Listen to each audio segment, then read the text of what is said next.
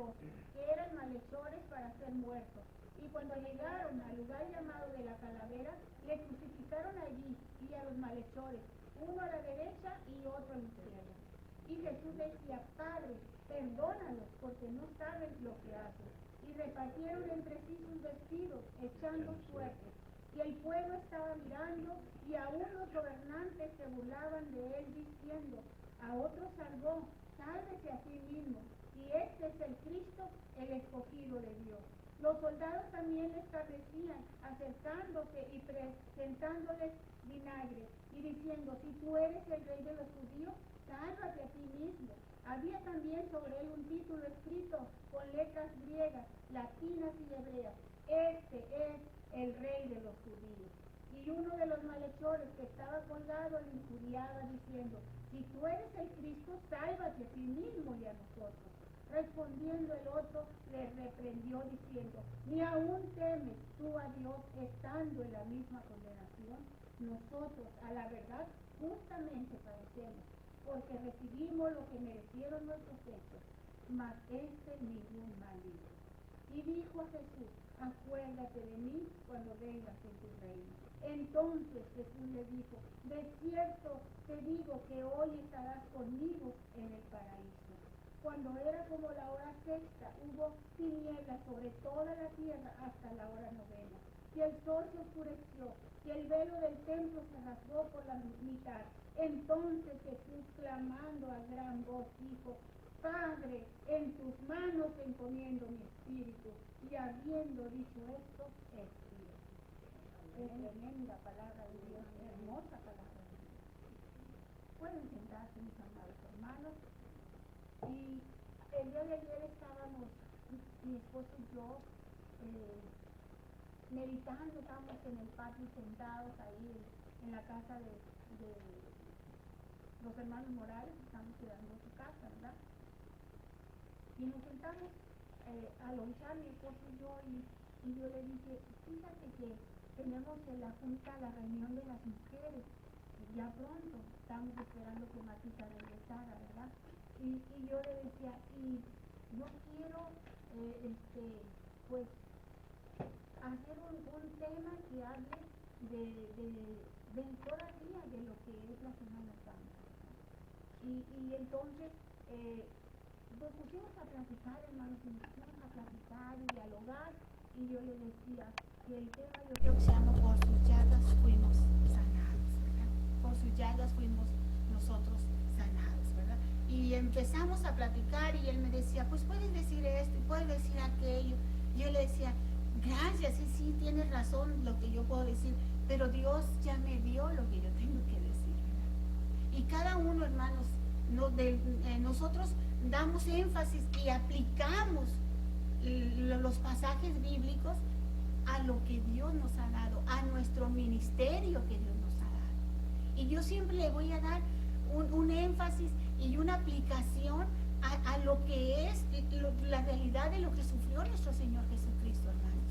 Porque Él sufrió física, emocional y espiritualmente. Y yo le decía a mi esposo: yo nunca he oído una predicación donde dice que el Señor Jesús sufrió física, emocional y espiritualmente. Y entonces, pues oren por mí, porque ese es el tema que yo le voy a dar a las mujeres esta próxima reunión, hermanos, que va a ser en abril. Estaremos avisándoles el día para que vayan. Estaremos reuniéndonos en la casa pastoral, hermanos, por ahorita, porque es más céntrica para todos.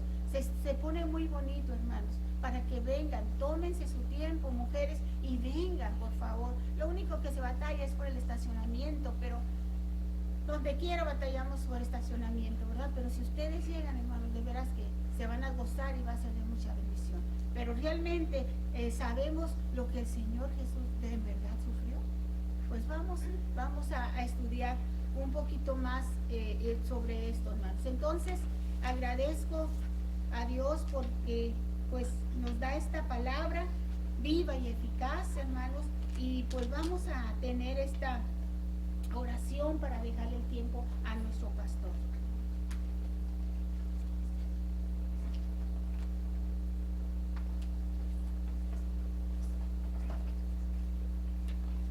Oremos. Dios del cielo y de la tierra, oramos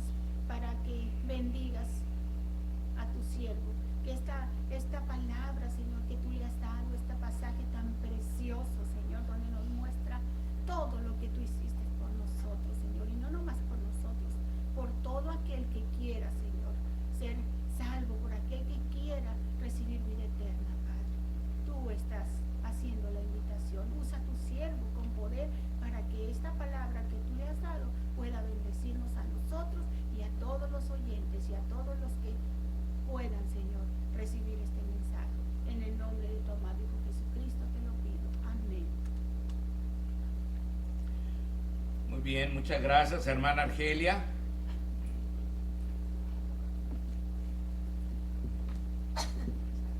Muchas gracias.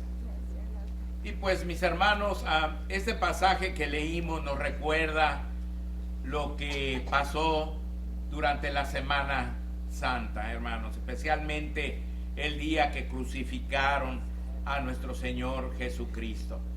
Y yo quise incluir este pasaje, hermanos, el día de hoy, porque pues en nuestra iglesia no tenemos la dicha de podernos reunir entre semana, hermanos. Entonces, pues nos perdimos todas estas celebraciones que todas las iglesias tienen, ¿verdad? Pero con este pasaje, pues recordamos todo lo que Jesús hizo. Y entonces el día de hoy, hermanos, vamos a hablar de la resurrección de nuestro Salvador. El tema, el tema se llama Porque el Señor Jesucristo vive. Porque el Señor Jesucristo vive, mis hermanos. Así se llama el tema del día de hoy. El día de hoy, hermanos, estamos celebrando el hecho más glorioso de la historia humana: la resurrección de nuestro Señor Jesucristo. Ningún otro hecho puede asemejarse a este por su singularidad y grandeza, y sobre todo por los resultados maravillosos que se dieron a raíz de esta sublime realidad, ya que porque el Señor Jesucristo vive, hoy podemos gozar de muchas cosas que acontecieron, acontecen y acontecerán, hermanos. Entonces, en primer lugar, vean ustedes, porque el Señor Jesucristo vive, nuestra salvación ha sido asegurada, mis hermanos. Porque Él vive, nuestra salvación ha sido asegurada. Cristo Jesús, como se ve allí, hermanos, murió por nosotros. Es decir, murió en nuestro lugar. Como dice la Escritura en 2 Corintios 5:14, porque el amor de Cristo nos constriñe, pensando esto, que si uno murió por todos, luego todos murieron. O sea, cuando Él murió, moriste también tú, morí también yo, hermanos. Él murió por ti, en tu lugar, en mi lugar, hermanos. Por eso dice aquí que si uno murió por todos, luego todos murieron.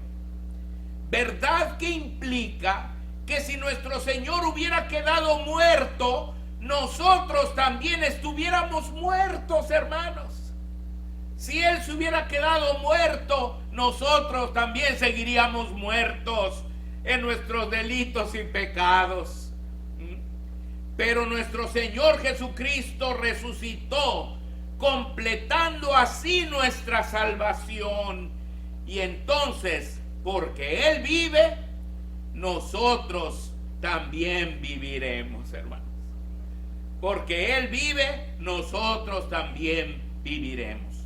Pero el Señor no solo murió por nosotros, sino que también resucitó por nosotros, hermanos.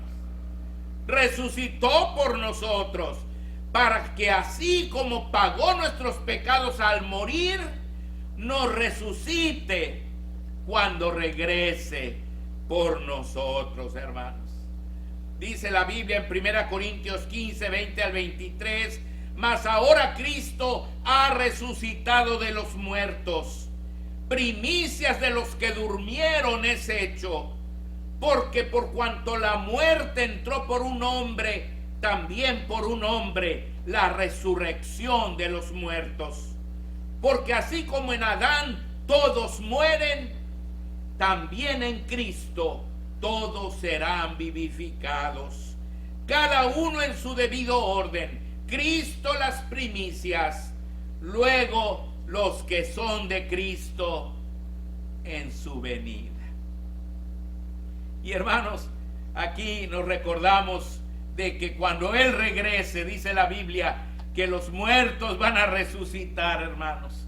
Los muertos van a resucitar. Y nosotros que vivimos seremos arrebatados en las nubes juntamente con los que resuciten. Vean ustedes, hermanos, ahí está. Y desde ese momento que Él venga por nosotros y que nos arrebate de esta tierra para recibirlo allá en las nubes, hermanos, estaremos para siempre con Él.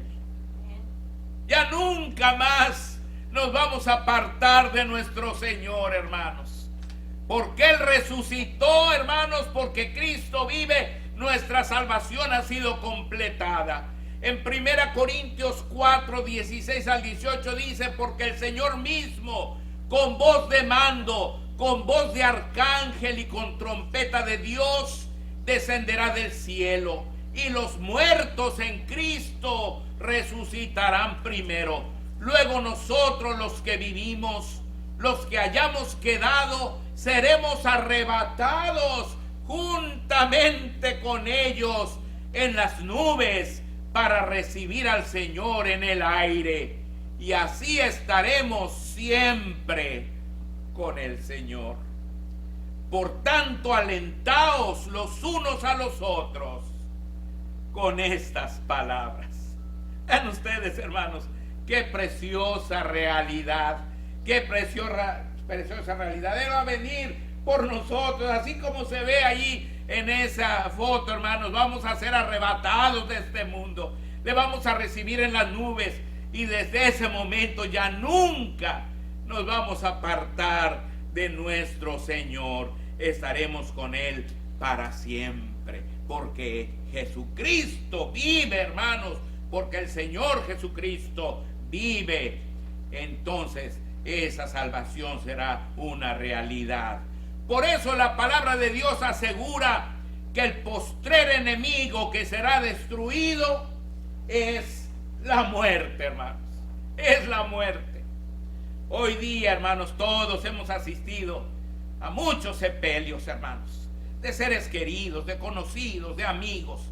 Nada menos ayer acaba de morir un hermano en Cristo allá en el ejido Veracruz, en Mexicali, hermanos. El hermano Manríquez, Juan Manríquez, padre de una muchachita que ha sido nuestra amiga por muchos años en los campamentos. Ella toca los instrumentos, así como mis nietos, hermanos. Y desde acá le damos un saludo a Anita y a toda su familia. Estamos con ustedes, ¿verdad? Pero así, hermanos, muchos más hemos visto morir, hermanos. Vamos y los sepultamos. El pasado viernes estuve, hermanos, en un sepelio allá en Miramar, hermanos, en el panteón de los veteranos, hermanos, de los soldados. Y se le rindieron honores al hermano Mike McDonald, que es pariente también de la hermana Morales, hermano. Y a mí me tocó ir y estar ahí, predicar la palabra de Dios y todo. Pero, hermanos, esto va a pasar.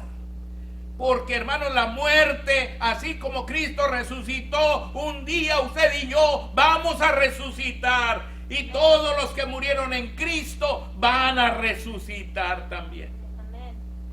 Por eso dice que Cristo, las primicias, luego los que son de Cristo en su venida. Ahora, pero además, hermanos, porque el Señor Jesucristo vive, cumple sus promesas. Cumple sus promesas. ¿Cómo podría el Señor Jesucristo cumplir sus promesas si estuviera muerto? ¿Cómo las podría cumplir si estuviera muerto, hermanos? Él prometió que antes de su segunda venida habría muchas guerras y rumores de guerras. Y hoy hay muchas guerras y rumores de guerras, hermanos. Él prometió que antes de su segunda venida habría terremotos en diferentes lugares. Y hoy hay terremotos en diferentes lugares del mundo, hermanos. Él prometió que antes de su segunda venida habría pestes o pandemias en el mundo. Y hoy hay pestes o pandemias en el mundo, mis hermanos amados. Él prometió que antes de su segunda venida habría hambre en el mundo. Y hoy hay hambre en el mundo, mis hermanos. Él prometió que antes de su segunda venida habría tsunamis viniendo del mar. Y hoy hay tsunamis viniendo del mar, hermanos. Él prometió que antes de su segunda venida se levantarían muchos falsos profetas y falsos cristos y engañarían, si fuera posible, aún a los escogidos.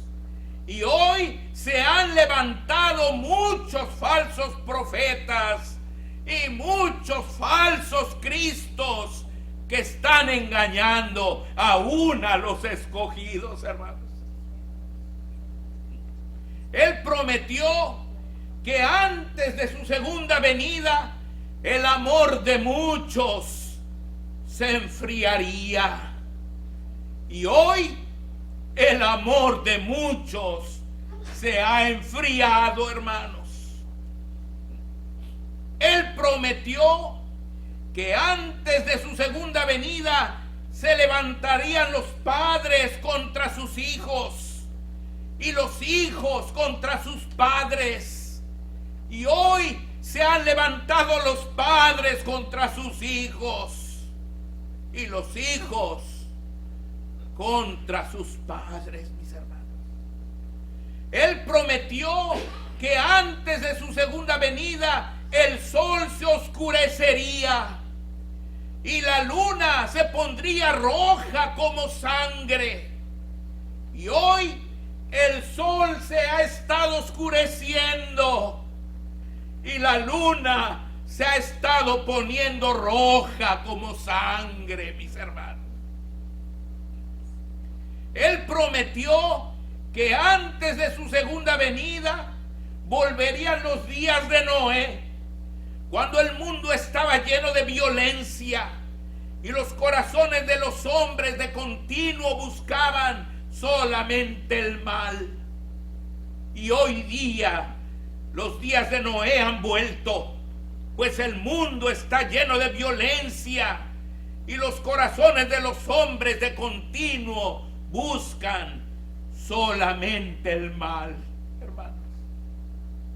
Él prometió que antes de su segunda venida el mundo nos aborrecería a nosotros, sus hijos. Y hoy el mundo nos aborrece cada vez más. Él prometió que llegaría el momento cuando cualquiera que nos matara pensaría que le estaba rindiendo un servicio a Dios. Y hoy todos los que han matado están matando y matarán a los verdaderos cristianos. Han pensado, piensan y pensarán que le rinden un servicio a Dios. Y lo más importante es que Él prometió que cuando viéramos todas estas cosas cumplirse, su segunda venida estaría cerca, a las puertas.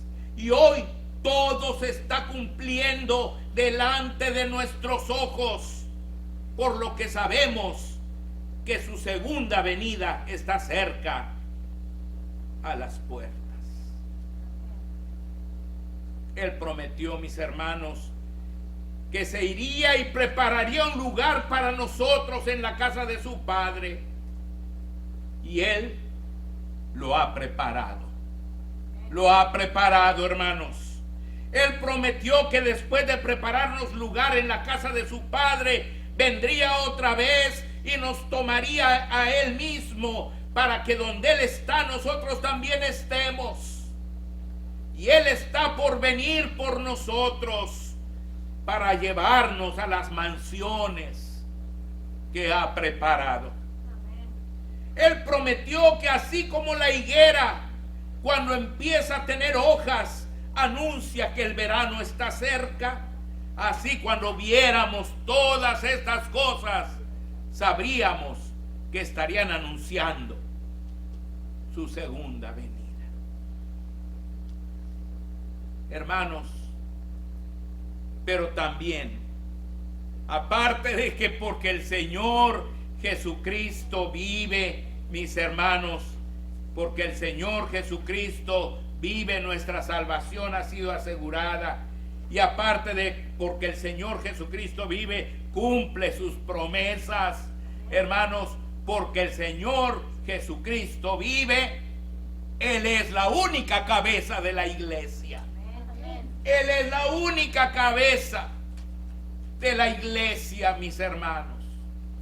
En Hebreos 7, 22 al 24 dice: por tanto, Jesús es hecho fiador de un mejor pacto, y los otros sacerdotes llegaron a ser muchos, debido a que por la muerte no podían continuar. Mas este, por cuanto permanece para siempre, tiene un sacerdocio inmutable. El Señor Jesucristo tiene un sumo sacerdocio inmutable, es decir, intransferible, por cuanto está vivo y permanece para siempre. En otras palabras, es la única cabeza de la iglesia para siempre. Por eso la Biblia dice, hablando de nuestro Dios, en Efesios 1:22 dice: y sometió todas las cosas bajo sus pies, es decir, bajo los pies de Jesucristo, y lo dio por cabeza sobre todas las cosas a la iglesia. Él está vivo, hermanos. Él es la cabeza de la iglesia. Él no ha sido reemplazado por nadie, porque vive, permanece para siempre. Él es el líder de nuestra iglesia. Él es el líder de la iglesia de Jesucristo a nivel mundial. No hay otro. Él es la única cabeza de la iglesia. En Efesios 5:23 dice: porque el marido es cabeza de la mujer, así como Cristo es cabeza de la iglesia, la cual es su cuerpo, y Él es su Salvador. En Colosenses 1:16 al 18 dice: porque en Él fueron creadas todas las cosas, las que hay en los cielos y las que hay en la tierra, visibles e invisibles, sean tronos, sean dominios, sean principados, sean potestades. Todo fue creado por medio de Él y para Él, y Él es antes de todas las cosas, y todas las cosas en Él subsisten. Y Él es la cabeza del cuerpo, que es la iglesia. El que es el principio, el primogénito de entre los muertos, para que en todo tenga la preeminencia. Él es, hermanos, la cabeza de la iglesia, que es su cuerpo. En muchos pasajes de la Biblia nos enseña esto, hermanos. Él es la cabeza de la iglesia. Nuestro Señor Jesucristo es la única cabeza de la iglesia porque está vivo. Lo que significa que todos los demás que se han declarado cabeza de la iglesia a lo largo de los siglos han sido solo usurpadores. Pues Él nunca ha necesitado ser reemplazado porque está vivo. Por eso nosotros no nos sujetamos a ningún hombre, sino única y exclusivamente a nuestro Señor Jesucristo, quien también declaró en el Evangelio de Mateo 28:18, dice: toda potestad me es dada en el cielo y en la tierra. Toda potestad significa toda autoridad, toda la autoridad en el cielo y en la tierra. Entonces Él es nuestra cabeza, porque el Señor Jesucristo vive. Es nuestra cabeza, mis hermanos. Sí, hermanos, nosotros servimos a un Cristo vivo.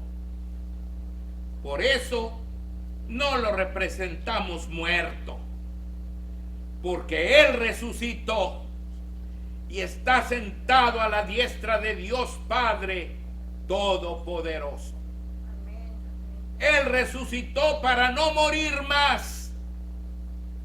Él resucitó para destruir la muerte y para darnos vida en abundancia.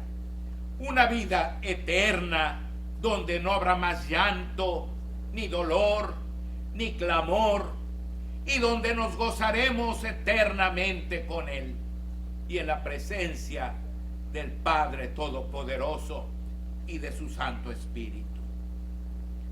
Como dice el himno, porque Él vive, triunfaré mañana. Porque Él vive, triunfaré mañana. Hermanos, que Dios les bendiga. Nuestro Señor vive. Amén.